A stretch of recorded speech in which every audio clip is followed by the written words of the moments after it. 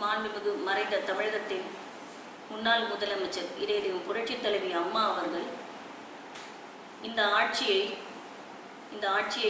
இந்த கட்சியையும் நல்லபடியாக வழிநடத்தி செல்வார்கள். அதாவது அம்மா சட்டமன்ற பேரவையில் எனக்கு பின்னாலும் 100 ஆண்டுகளுக்கு மேல் இந்த ஆட்சியும் கட்சியும் நடைபெறும் என்ற நம்பிக்கையில் நம்மையெல்லாம் விட்டு பிரிந்து சென்றுள்ளார்.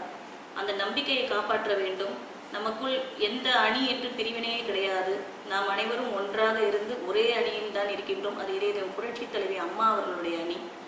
அனைத்து இந்திய அண்ணா திராவிட முன்னேற்ற கழகத்தின் என்ற ஒரு பெரிய ஆலமரத்தின் கீழ் தான் நாம் அனைத்து சட்டமன்ற உறுப்பினர்களாக இருக்கட்டும், கட்சியில் உள்ள அடிப்படை தொண்டர்களாக இருக்கட்டும், அனைவரும் அந்த குடையின் கீழ் ஒரே ஒரு தலைவி நமது இதயம் புரட்சித் தலைவி அம்மா அவர்கள் என்ற கொள்கையில் மிகவும் அழுத்தமாக இருக்கின்றோம் என்ற நம்பிக்கை அனைத்திந்திய அண்ணா திராவிட முன்னேற்ற கழகத்தில் உள்ள அனைத்து தொண்டர்களிடம் இருக்கிறது.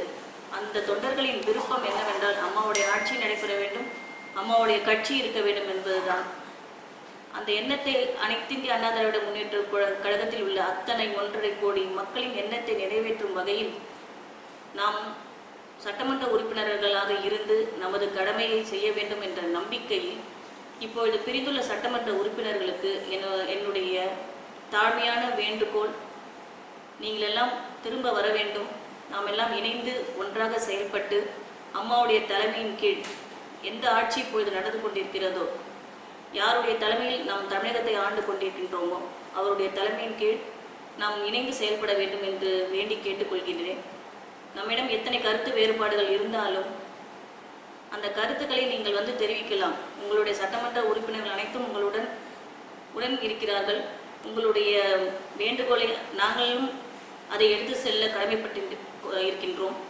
அதனால் நீங்கள் மீண்டும் இது எந்த காரணத்திற்காக வேண்டாலும் நீங்கள் பிரிந்து சென்றிருக்கலாம். ஆனால் நம்முடைய ஒட்டுமொத்த சட்டமன்ற உறுப்பினர்களுடைய எண்ணம் அம்மாவுடைய ஆட்சி. இந்த அணி அந்த அணி என்று எந்த அணியும் நாம் இணைத்து பிரிந்திருக்க வேண்டாம். நாம் எல்லாம் இருப்பதெல்லாம் ஒரே அணிதான். அதனால் நீங்கள் திரும்பி வர வேண்டும் என்பது என்னுடைய வேண்டுகோள், கோரிக்கை. நான் 2 நாட்களுக்கு முன்பு கூட இதே பதிலை தான் சொன்னேன்.